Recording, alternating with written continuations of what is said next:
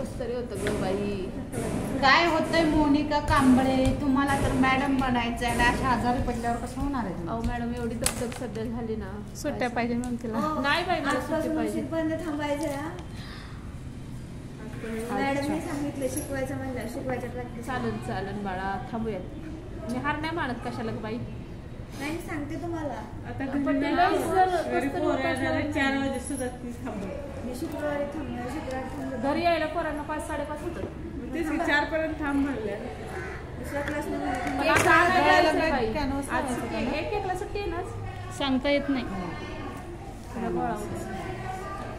Canvas लावूनच शक्यतो गळे चांगले होतात. हो फिनिशिंग छान. माझा ड्रेस लई छान आणि झालाय. फार डिझायनर गळा घेण्यापेक्षा ना थोडे सोबर गळे चांगले दिसतात. कारण रेडीमेड ड्रेस बघा काय गोल आणि याच्या व्यतिरिक्त गळेच नसतात. आणि ते उगीच वाकडे तिकडे गळे करण्याच्या नादात सगळं चुकीचं काम होतं.